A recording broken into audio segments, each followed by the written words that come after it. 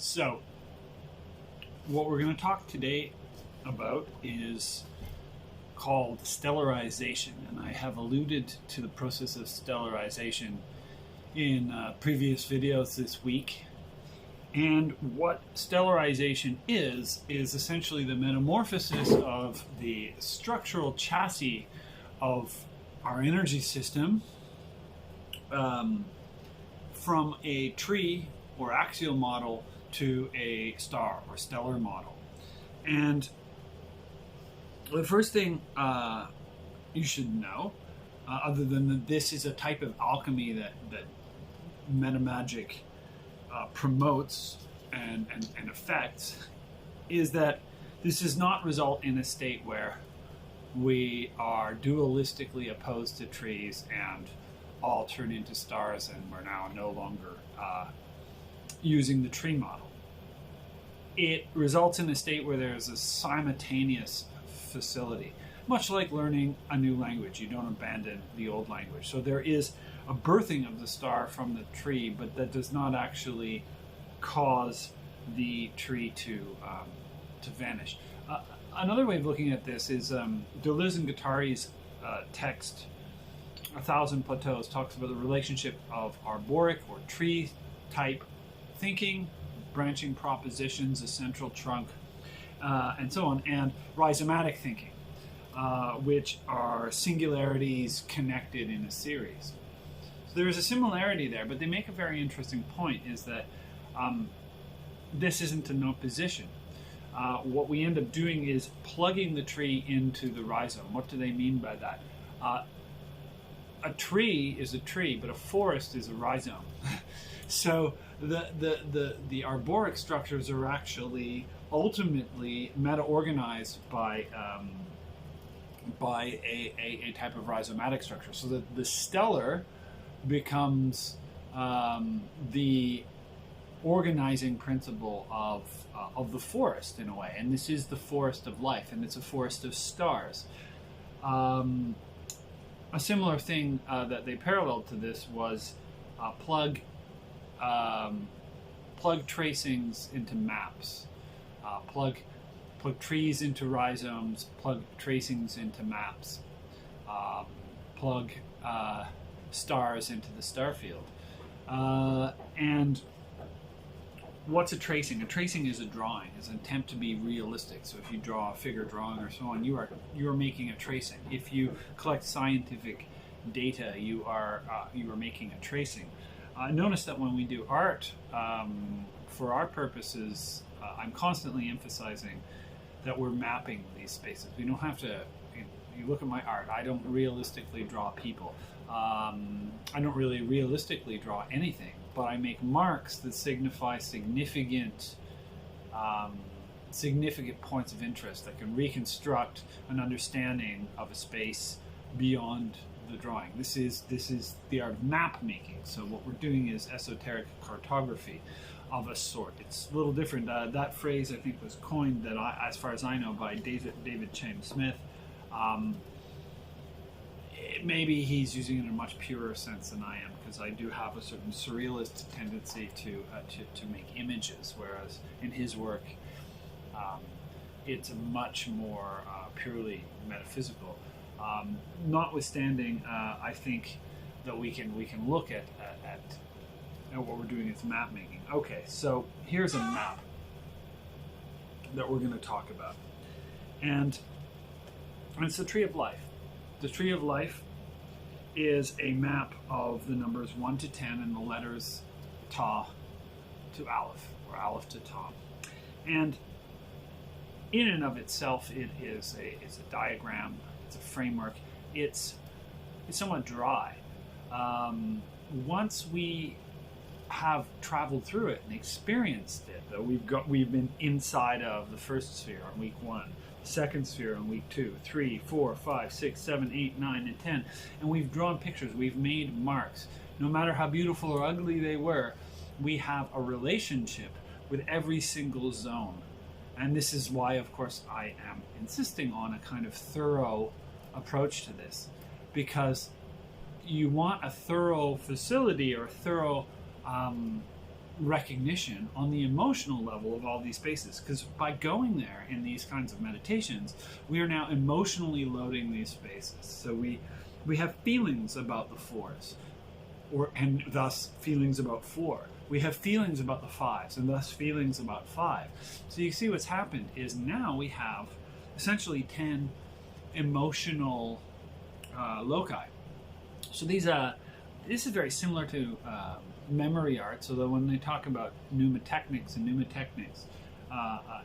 memory palaces, usually there's a dry sense of this is for knowledge, information. And we're talking about emotions. We're talking about a map of subtle emotional states. I would say that the emphasis of tarot is emotional intelligence, far more so than cerebral intelligence. It's a system of emotional intelligence, and the Kabbalah particularly, very refined and nuanced emotional intelligence. And this is important because we've mapped we have, to use a Freudian term, cathexed, which means loaded these 10 categories with emotional states. And as we meditate on them, they become stronger. So we get a purer sense of wisdom and where we stand to it. We get a purer sense of intelligence where we stand to it. A purer sense of foundations where we stand to it. To really feel those states as you occupy those spheres. And if you want to take the minor arcana and arrange them like the Tree of Life in order to deepen this, and you remember the kings will be here in Chokhmah, the queens will be here in Bina, the knights will be here in Tippereth, and the pages will be here in Malkuth. So there's already an enormous amount of visionary content that has been loaded onto just the 10 spheres, not even the paths. We, of course, are also loading the paths. But the exercise that I'm going to teach you now is predominantly an exercise that utilizes the spheres. And it's a radical transformation of the organizational principle of the spheres. So, as some people will point out, actually, there is an instance of it in this particular book. Foundations of the Esoteric Tradition. This is by the woman who wrote, this is Christine Payne Towler. She wrote the, or did the Tarot of the Holy Light. And she made an interesting point to say that you have really these two options. You can approach the 10, the decad, as a tree, which is a Hebraic way of doing it, or as the tetractys, which is a Greek way of doing it. And she has a sense that the tree has a certain more fluid emotional quality, and that the tetractys has a more rational quality, more driven, logical quality. And this makes sense because the cultures are different, even though they were entangled. Judaism and Greek culture, they were involved with one another very intimately, going all the way back. So it wasn't like Christianity just suddenly picked up the Greek, and they were learning together. They were really, even before Christianity, Judaism and the Hellenic peoples were engaged in exchanges of idea. So the stellarization process, because remember we're talking about geometric stellarization. If you watch my other video, there's stars in the astronomical sense and in the geometrical sense. And I'm interested in both, of course, and we're interested in both. But for the sake of this exercise, this type of stellarization, what we're doing is a geometric stellarization. So we've got this Tree of Life loaded. If you don't feel you've got this loaded enough, that's okay. Just keep practicing. It comes through contemplation. It comes through visualization and being present and returning to the practice. And you can start to try to change the overall sort of organizational superstructure. So how are we going to do this? We have the tetractys of the decad, which is the numbers 1, 2, 3, 4, 5, 6, 7, 8, 9, 10. 1 plus 2 plus 3 plus 4 is 10. We mentioned this when we were studying Chesed. 4 levels produce a 10-fold triad. So you've got 4, you've got 3 for the triangle, and you've got 10. And of course you've got 1 because it is it is in itself 1 unit, right? It is a thing. It has a unity. Okay, so what I'm going to teach you is a kind of unusual and rare way of numbering the tetractys of the decad. Often you'll see it just numbered like 1, 2, 3, 4, 5, 6, 7, 8, 9, 10. Yep, that's doable, but we're doing it differently here. So we have, because of, as you know, I have a penchant for magic stars and magic figures. We have a magic numbering of the tetractys of the decad. And just before someone mathematician says, hold on, that's impossible, this magic number, because you cannot get horizontals, verticals, and diagonals and completely congruent with the tetractys. But there is a figure, a numbering, that produces a very elegant harmony. And so this is what I want you to see. So the number 1, 2, 3, 4, 5, 6, 7, 8, 9, and 10. Okay, so I want you to maybe pause the video and write this diagram down. So what we're visualizing is a flow of energy that starts with 1 and moves to 2, and then 3, and then up to 4, 5, 6, 7, 8, 9, and 10. Like that. And then it leaps back up to 1. So this is 1/2. This is called the Twinstar. This is a figure that was disclosed to me by a magician who influenced me in the early stages of my I guess, move into sort of freestyle magic, if you want to call it that. He was a fellow named Richard Voss. He had the pseudonym or the magical name Mithras. And anyway, he taught me some pretty cool stuff. This is and was the core of his practice. He used to run a site called abrahadabra.com, and in any event, this was at the core of the approach, and it was this tetractyl model of the Sephiroth. So we're moving the Sephiroth into this model. But the thing is that just like the Mobius strip, you can't get all the way, you can't cover all the territory in one circuit. You have to do 2 circuits. So it goes 1, 2, 3, 4, 5, 6, 7, 8, 9, 10. And then it leaps back up to 1. And it does the whole thing in the reverse. So a full circuit is 1, 2, 3, 4, 5, 6. Sorry. 1, 2, 3, 4, 5, 6, 7, 8, 9, and 10. So it would do the first one and then the second one. So let's make, and you know what? It doesn't matter which order you do it in.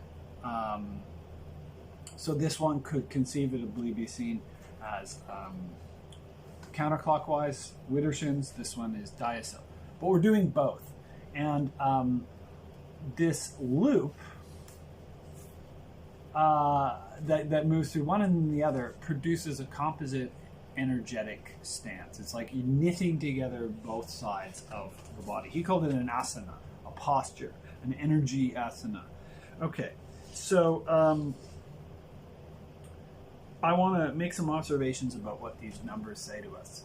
So what's interesting about this is we do have a magical sum on all of the 3 edges. You'll note if you add 1 plus 4 plus 9 plus 3 is 17, and 1 plus 6 plus 8 plus 5 is, of course, also 17.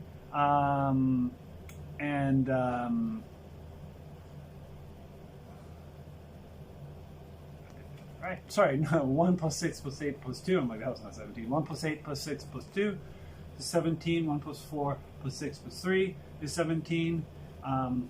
2 plus 5 plus 7 plus 3 is 17. So all three of these are 17.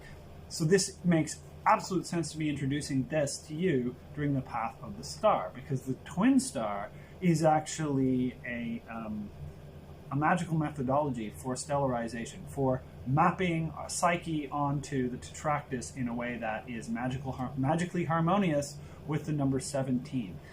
Not only that, but look at these three pillars in the middle, okay? This one here between 1 and 10, that totals the number 11.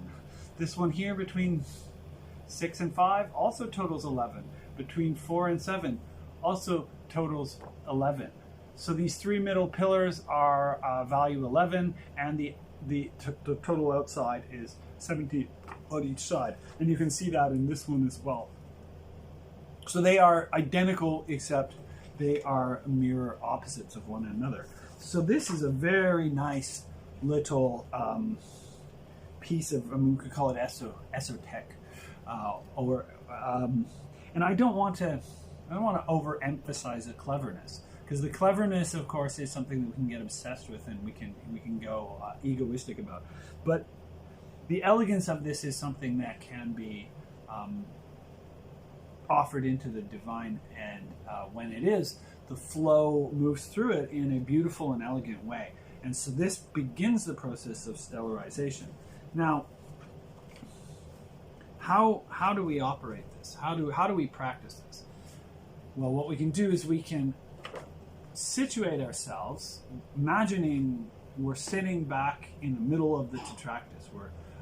We're perhaps meditating. I usually put the right hand, thumb here, hold it like this. This is a very Chinese thing to do. Women go like this in the Chinese Taoist tradition. Men go like this. So right covers left for men, left covers right for women. That's the traditional way it's done here. You can choose that or otherwise. Whatever is comfortable, you could do any kind of mudra you wanted to. The point is that 10 is the focal point. Malkuth, if you will, is now actually right smack in the center. And the three supernals are the 3 points of the triangle. So everything else is in the middle. So you're sitting here, and Malkuth is the core. The relationship between Kether and Malkuth is now a direct relationship, which is quite interesting. Okay, so what do we do? So we are going to imagine as we breathe, and I should emphasize that doing this is something you do after you've opened the circle, after you've called the corners, after you've centered and grounded. This isn't something you just necessarily fire off, although sometimes I think about it just as I do, but as a practice, this is situated inside of a meditative space. So once you've established this circle, and it could be just as simple as imagining a circle around you and imagining a cross through it. And I often say satora repo tenet opera rotas, which will create this tenet cross. It holds, right? So that's a way of psychologically grounding. And now, then of course I picture the tetractys superimposed upon my space as I'm sitting there, and light coming in from above goes around. And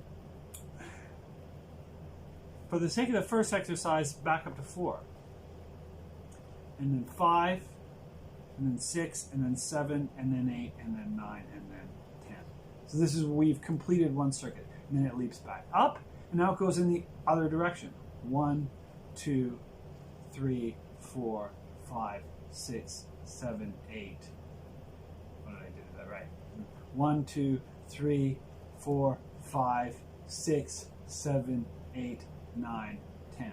So in total, 1, 2, 3, 4, 5, 6, 7, 8. 1, 2, 3, 4, 5, 6, 7, 8, 9, 10. 1, 2, 3, 4, 5, 6, 7, 8, 9, 10. And it would oscillate back and forth between these. But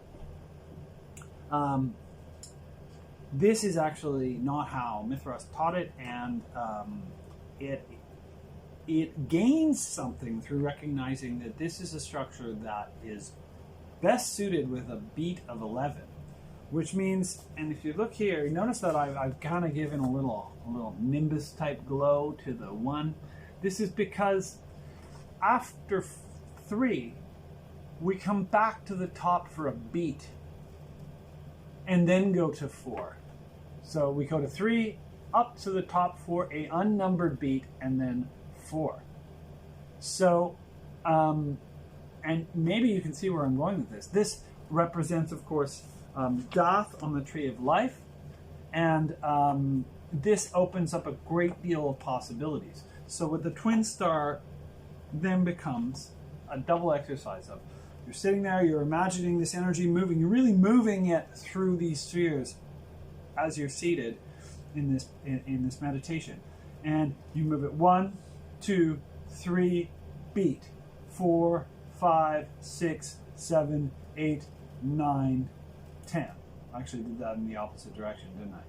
So 1, 2, 3, beat, 4, 5, 6, 7, 8, 9, 10. Excellent. So 11 beats to accomplish 1/2 of the twin star. And then the second one comes out, the energy leaps back up to the crown and then goes around the other direction. 1, 2, 3, beat, 4, 5, 6, 7, 8, 9, 10. It's a bit hard to see this, so I'm looking through through the card. But I think you get the general idea. Okay, so we're circulating energy in these 2 circuits using 11 beat. That means there are 22 beats in total. So I think you have an idea of what's happening then. So we can say Aleph, Bet, Gimel, Daleth, Hey, Va, Zain, Ket, Tet, Yud, Kaf, Shrik, Lamed, Mem, Nun, Samek, Ayin, Pei, Tzadi, Kof, Resh, Shin, Tau. So now we have not only the spheres, but we have this sequence of beats that also gives us a rhythm of 22. Now, this is where it starts to get quite interesting. So here is the path tracing of 1/2 of the twin star. So you can see I've actually drawn the line. So I've gone 1, 2, 3, and then all the way back up to the beat at 1. And then you notice there's a double one here because this path gets traced twice, right? So it goes 1, 2, 3, beat, 4, 5, 6, 7, 8, 9, and then back to 10. So this path is double too. And then this leap. Because the interesting one about this one is this one actually will end up disappearing, interestingly enough. And you'll see why in a moment. So this goes 1, 2, 3, beat, 4, 5, 6, 7, 8, 9, 10. It also can be, any 11-letter formula can resonate this. So you can see why this was connected to abrahadabra. Okay, so A, B, R, A, H, A, D, A, B, R, A. Abrahadabra. Or Pallas Athena will also work. Has the same number of letters. The nice thing about I have to pull out the Greek. I don't know it off the top of my head, but yeah, you could run Pallas Athena, you could run Abrahadabra through this grid, and then of course similarly on the other side, and the other side of course looks identical. So you have these 2 sides, and you can see what the circuits look like. You've almost got this kind of half pentagram moving over here and a half pentagram moving over here, and boom. If you put them together simultaneously, you get this figure. This is the completed twin star figure. And although Mithras never practiced it, I did, and there were others who did, a simultaneous bidirectional energy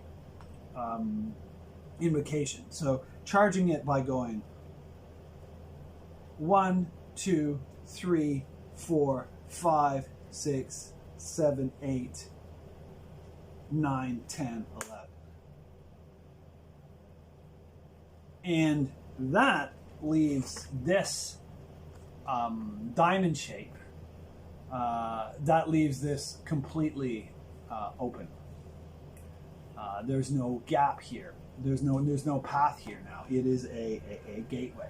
And so as we start to learn how to use this, and as we start to practice this, and I encourage you to try it out this week. But as time progresses, we're going to start to use it more, and we're going to find different applications as we transfer our consciousness to this star figure. Well, for now it's just a triangle, but I invite you to experiment with what you can do once the consciousness has been placed on this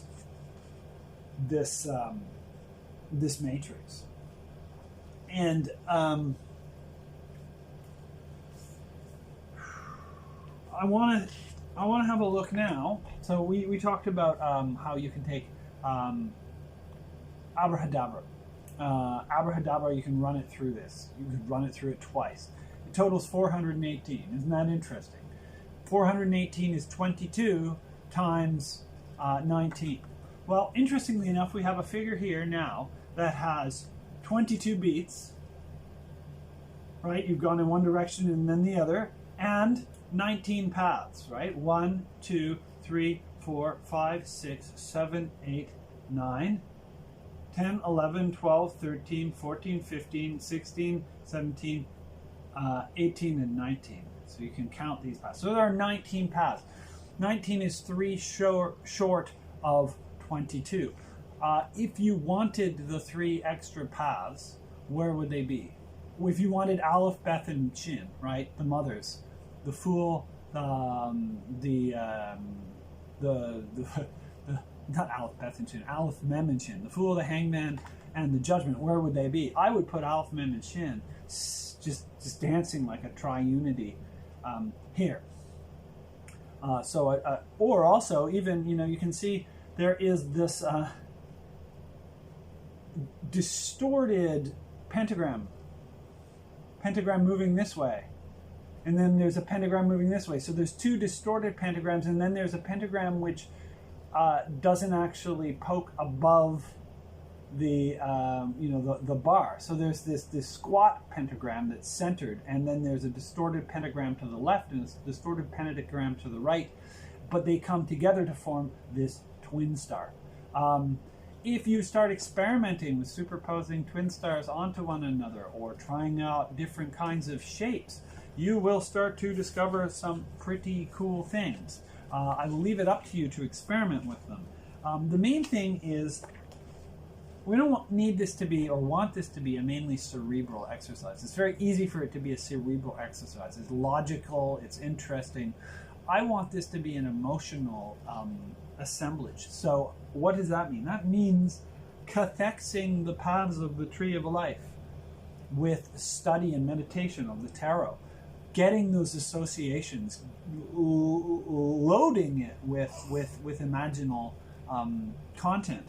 And similarly, really feeling this, not just thinking it, but feeling it, moving this stuff from the heart. And this will produce notice how Malkuth is now no longer below. That's important, because remember we talked about gravity, right? So what is the difference between being on the earth, being a tree, and being a star? Well, the main difference is that when you're on the earth and you're a tree, gravity is below. You're drawn down to a center of gravity that's outside you and below. But a star's center of gravity is inside themselves. This takes Malkuth, which is your center of gravity, and places it right at the heart of things. So this really does shift the mode of reference. Gravity is now is held in the center, and you'll notice that this interacts very, very well with the labyrinth slash ripple field. So again, my argument for using at the very least, the RWS is because the maybe a modified version if you want to preserve the more sort of anarchistic aspects of the Thoth. It's possible you can do the pay to Zadi switch in a different way, but I think it's perfectly okay to use the RWS. The RWS has this possibility of opening up the ripple field. The ripple field is a set of 11 concentric circles that have 4 different kinds of density in them. If you've seen my other videos, you know this. So here's the final kind of model we're talking about, is the Imagine star activated by the Twinstar in the center, and then this ripple field, which is like an auric nimbus around the star, or gravitational ripples. So there is a star and then this kind of auric nimbus that surrounds it as its protective field. And I talked a bit about the ripple field as a protection field from energies that come outside. It's actually, it works both ways.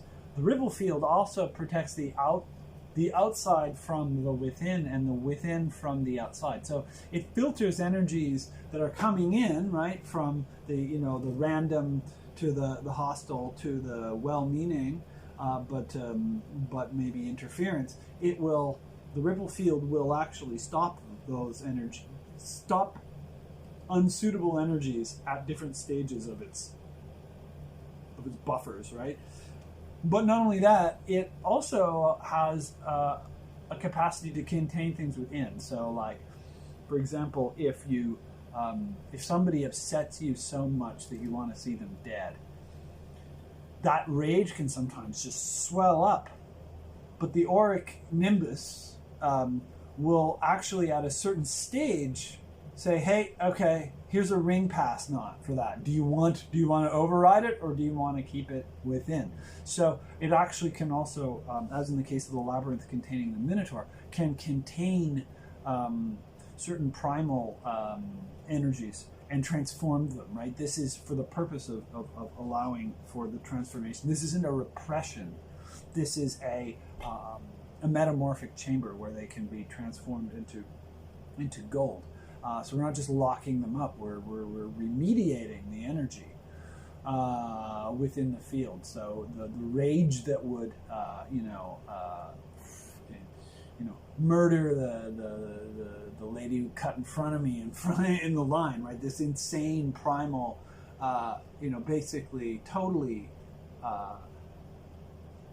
out of line instinct to, like, you insulted me. Ah! Of course, being adults, being sane means that, the things we feel, we filter.